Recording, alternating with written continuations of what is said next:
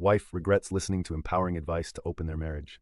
Hey everyone, before we dive in, I have a quick favor to ask. If you enjoy content like this, please hit the subscribe button. It's free, supports the channel, and ensures you never miss out on amazing videos. Alright, let's get started. I'm here to ask advice on what I can do to save what's left of my marriage. Let me start by saying, I've been married to my husband for 5 years, together for 7. For confidentiality, I'm going to refer to us as James and Skylar. We met in our second year of community college. I got a 2-year degree in office management, and James went on to obtain a 4-year degree in business administration from a university that conducts remote classes at the community college. Fast forward to today, I'm 26, James is 27, and we were planning on starting a family later this year. Our dream was to have 4 kids, ideally, 2 boys and 2 girls. We had a very happy marriage, and our 2 families loved both of us. Now here's where I effed up. I developed what some may call a work husband, but in my case, it was with a delivery driver for one of the big 3 delivery organizations who makes deliveries to our office. Let's refer to this man as Jaden for confidentiality's sake. At 25 and single, Jaden has been delivering to my office for nearly 2 years. From the moment we met, a certain chemistry was present. Not romantic necessarily, but an undeniable spark. I was drawn to him, and we'd spend at least 10 minutes talking every time he made a delivery.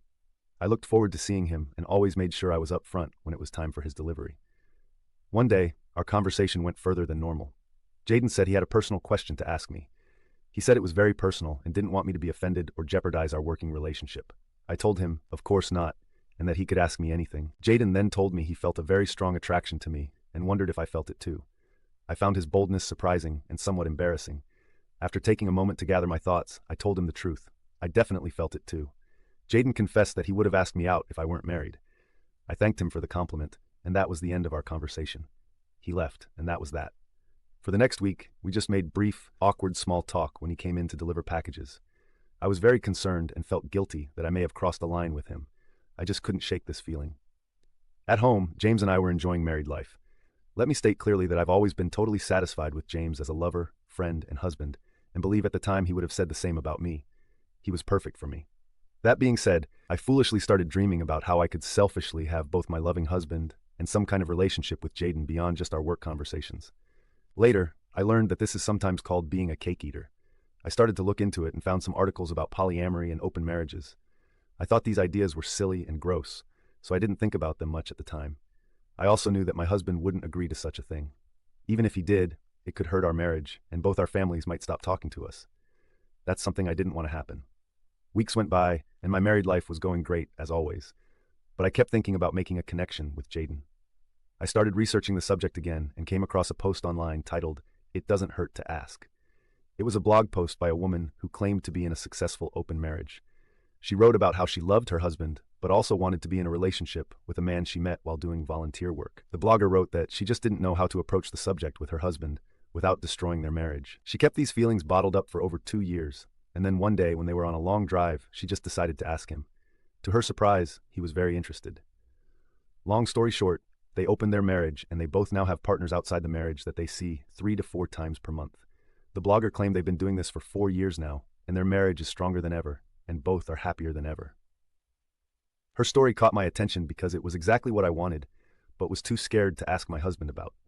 Then one Sunday morning, as we were lounging around the house, surfing the web on our phones and chatting casually, I decided to bring up the subject and asked him directly.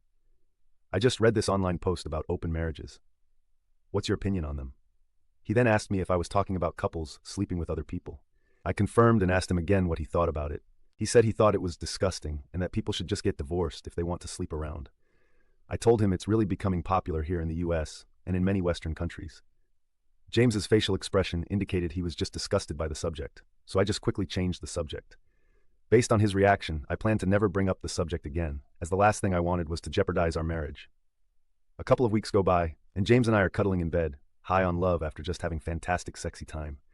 I'm lying on his chest and can't see his face.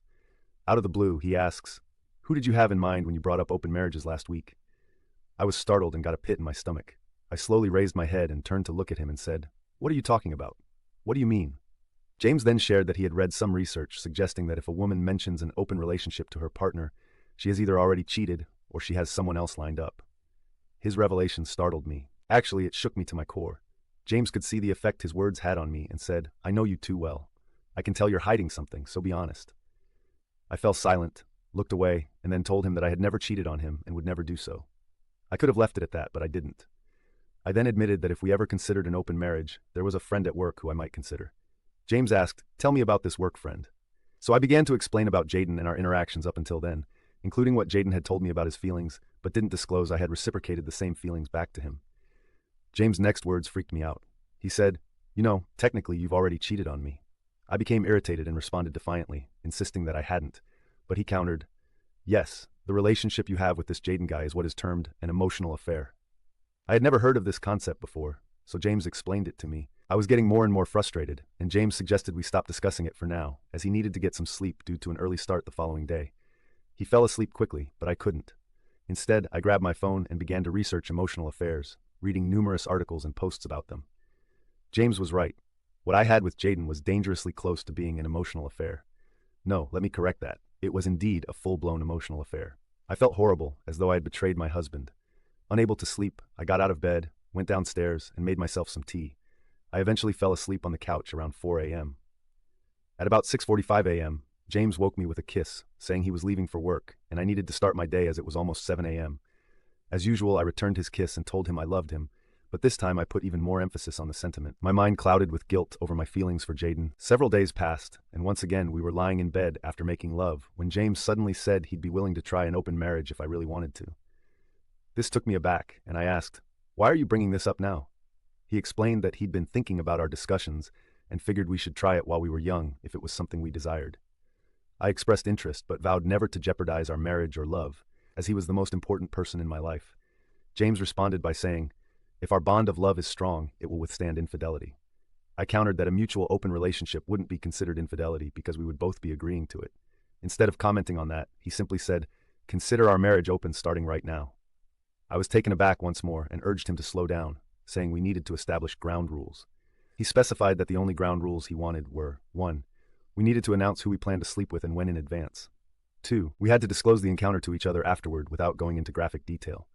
And 3. Protection must be used for all forms of sexy time, no exceptions. I agreed to his stipulations and proposed adding a couple more points. 4. We would keep our open marriage confidential. And 5. We would promise each other that these extramarital relationships wouldn't destroy our marriage and we would remain together. James stated that he could not agree to either of these conditions. When I asked why, he simply said he didn't and wouldn't agree to these stipulations and did not want to discuss it further. I felt very uneasy about this, as this was totally out of character for James, but I cuddled up to him and we fell asleep. My discussions with James left me uneasy about the whole open relationship thing, like he had some ulterior motive. So for the next month, I did not pursue the open relationship, and we lived our lives normally. During this time, I stayed distant from Jaden at work, only having short, basic discussions with him about the weather and how busy he was and how busy I was. Superficial things like that. Then one day, Jaden told me that he really missed our conversations and asked me what was wrong. I told him that I was busy here at the office and at home and just didn't have time to talk lately. In my head, I was thinking about whether I should tell him about my open marriage. There, I decided I would. How I wish I could turn back time and undo this decision. It didn't seem appropriate to have such a discussion at the office, so instead I invited him to meet for a drink after work that day, to which he agreed. We met at a local bar that had an outdoor patio perfect for the warm early spring weather. I told him about my recently open marriage and came right out and asked him if he'd be interested in a relationship with me. He didn't hesitate and said yes. He said he'd been waiting for me to come around and hadn't pushed out of respect, but said he had been having dreams about me for months now. Most of our conversation during that meetup was flirtatious in nature. It was a Tuesday, and we agreed to meet the following day for our first romantic encounter at his apartment right after work. However, I emphasized that I'd need to leave by 6:30 p.m. to return home to my husband, who remained my utmost priority. That night, I returned home and prepared a lovely dinner for James. After dinner, I informed him about my discussion and meeting with Jaden earlier in the day and that we had scheduled a date for the following day after work at his place, provided James was still comfortable with proceeding with our open marriage. I could tell James was taken aback as he responded, "Oh yes, okay, so you're going to meet him tomorrow?" I confirmed but reassured him that we could still call it off, as my main priority was him and us. He insisted, "No, let's do this." We hugged, but I sensed stiffness and distance in his embrace, unlike our usual ones. I attributed this to nerves. We didn't talk much that evening, as he was occupied with working in his office, and I had my own office tasks to complete. When we went to bed, I spooned with him and tried to initiate intimacy, but he mentioned he was too fatigued and needed to rest. The next morning, when I woke up, James had already left, leaving a text explaining he had an early meeting, which he had forgotten to tell me about. He added that he'd see me that night. This was unlike him, but I dismissed it and continued with my routine of getting dressed and heading to work. I chose a particularly cute outfit that day, aware that Jaden and I were going to meet right after work. Throughout the day, I texted James but received no response. I was once again considering canceling the date with Jaden. Then, at 4:17 p.m., I received a text from James. He wrote that he loved me and would see me that night. This brought a sense of relief, and I took it as a green signal from him to go ahead. Jaden and I met, and the sexy time was great. Not quite to the satisfaction level I have with James, and definitely no feelings of love, but very fulfilling, mostly because of the sheer lust and forbidden aspect of what we were doing. I left his place after about an hour and a half and got home just after 6:40 p.m. To my surprise, James was not home yet. I was okay with this, as it gave me time to shower and put my clothes in the washing machine to remove Jaden's cologne smell. I didn't want James to be exposed to this. Though I felt fulfilled physically, I had a deep feeling of guilt, shame, and remorse, and just felt dirty. I had a real tug-of-war going on in my mind and was nervous. I decided that I would prepare a quick but great dinner for James and lit candles to create a romantic mood. I wanted to make sure that he knew how much I loved him and that the physical affair with Jaden meant absolutely nothing to me. It was just physical and was nothing even close to the love and physical fulfillment I have with him. I was hoping that we would end our night making love. I know some of you may think this is selfish and downright gross, but keep in mind I used protection for everything I did with Jaden, and nobody's stuff of any kind was exchanged. At 7:30 p.m. James still wasn't home, and I tried calling him, but it went straight to voicemail. So, I texted him stating I was home and at dinner waiting. I heard nothing from him. It was now 8:50 p.m., and I was getting worried. I kept calling him and leaving messages and sending texts. At around 9:30 p.m., I got a text from him stating, "Don't wait up, I'll be home late." I texted back asking where he was and who he was with, but he didn't text back. I was exhausted and fell asleep sometime after midnight. I was awoken by the sound of the shower in the spare bathroom running and got up to investigate. The door was locked, totally uncharacteristic for James. So I knocked, but he didn't answer. Then, about 10 minutes or so later, James emerges with a towel wrapped around him and said, "Hey, how was your night?" I told him it was fine, but then he directly asked me, "Did you sex time, Jaden?" I asked him not to use that term, but then admitted that yes, Jaden and I had been together. I then asked where he had been. He said he had spent the night at several bars and had been out dancing. I asked who he was with, as I could smell perfume on his discarded clothes. I asked, "Who is this her?" He stated that since they didn't sleep together, he didn't need to tell me who she was. I can't say the explicit words here, but I can add that he never used the F word to me. So his way of talking to me and using that word made me very worried. I then asked him why he used the guest bathroom to shower, and he told me he would be using the guest bedroom and bathroom until I took 2 STD tests. His words crushed me, and I responded, "What? This wasn't part of our rules." I made sure Jaden used protection for everything we did. He retorted, "Have you never heard of oral HPV or oral herpes? I'm not getting within 6 feet of you until you're cleared. You can consider this my version of social distancing." I was incredibly upset, crying, and told James that I wanted to close our marriage, as this was the last thing I had wanted to happen. James retorted, "No way, you had your turn, and now I'm going to have mine." Upset, I kept crying, and he simply stated that he was going to bed because he had an early meeting and needed rest. I spent most of the night crying my eyes out, eventually falling asleep on the couch. By the time I awoke, James had already slipped out.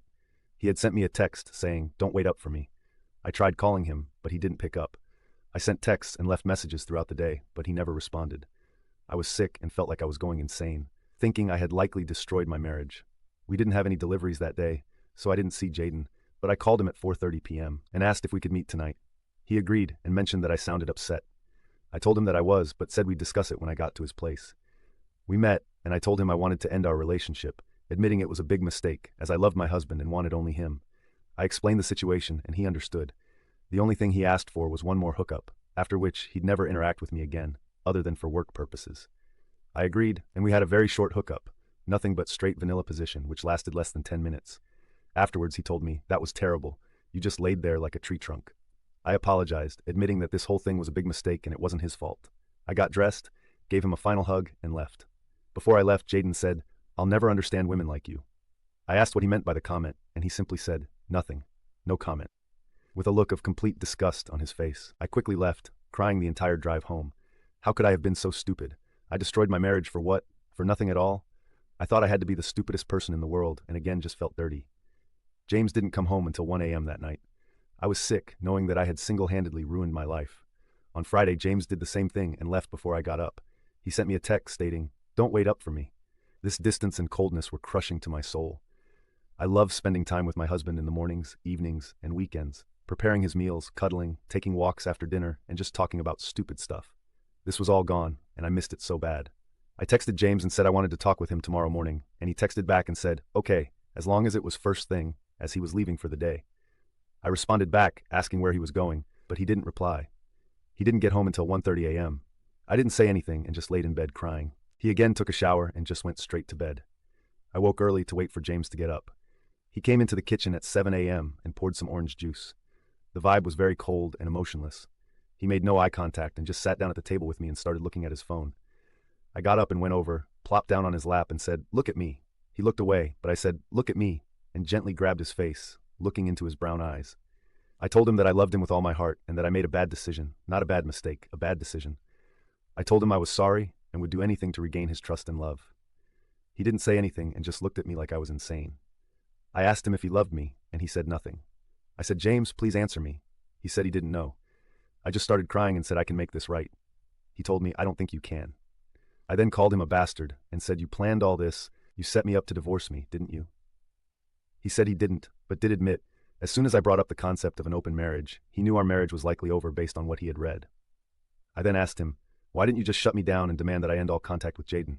He said, "You can't force someone to be faithful. You either are or you're not, and you obviously are not a monogamous person." I just cried and told him I was and to not throw us away. He said nothing, just got up and said he was leaving. I asked where he was going, and he said he'd be back after midnight. I then reminded him that tomorrow was Easter Sunday, and we were scheduled to leave at 7 a.m. to drive to my parents' house. My family absolutely adores my husband, and we spend nearly every holiday with him as his parents now live in Florida. He told me that he wasn't going. I was shocked and devastated, and asked him to please come with me, and he just coldly said no. I asked him what I was going to tell my parents, and he said he didn't care. Then he said, "Just tell them the truth." I begged and pleaded with him to stay home with me, but he just got dressed, took a gym bag of clothes, and left the house. I am destroyed inside and feel totally deflated. I want to ask you all here for any suggestions and steps I can take to save my marriage. I'd really like to hear from people who have done something similar with open marriages and whether a couple can recover from such a betrayal. I'd really like to hear from people who have successfully reconciled after an open relationship. Thank you for being here, listening to my story. I'm going back to bed now to cry for the rest of the day.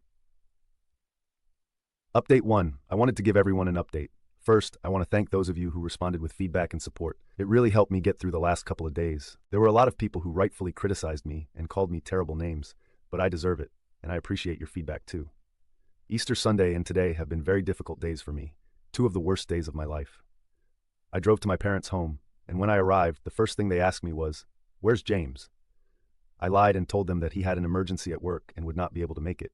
I told them this as I did not want to upset our family gathering. My family bought my story, but grew suspicious as the day went on, as I was not texting or calling my husband like I normally do.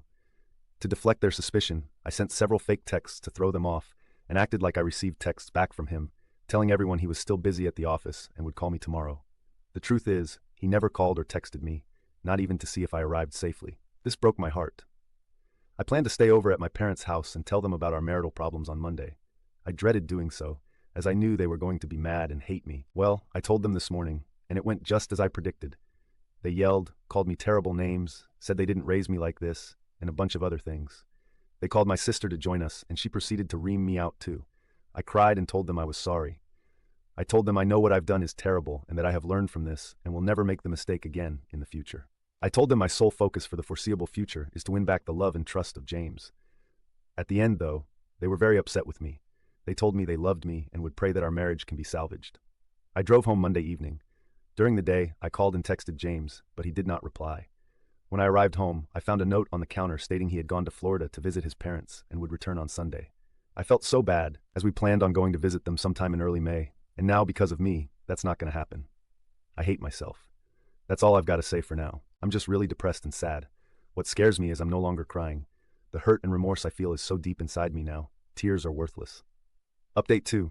It's been almost a year, and I didn't plan on posting again, but there was such an outpouring of interest from the community, I decided to. Well, I have bad news and some good news. First, the bad news. I am divorced. It was final back in December. In the end, James decided he couldn't remain married to me after I was with another man. He said he could never trust me again and was embarrassed to be seen in public with me. He feels divorce gave him his masculinity back. I disagree, as he never lost his masculinity, and no one knows about my brief connection with Jaden except for our families, but okay, whatever. Now for the good news. No, strike that, the great news. James and I started dating again last month. We got back together on Valentine's Day, and it's been fantastic. We only see each other whenever he wants, which has been about once a week, but our passion level is off the charts, way higher than when we first got together 7 years ago. Now, he's made it clear to me that this is only a physical thing and that we will never again be married, live together, or be a couple ever again. I'm okay with this. Well, not really, but I'll take what I can get. My goal is to win back James, and if I can't do that, I want to have his babies.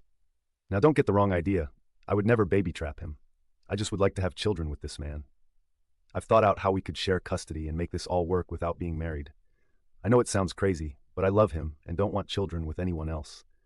I know doing so would likely jeopardize any potential relationship I might have with another man, but I don't want anyone else but James.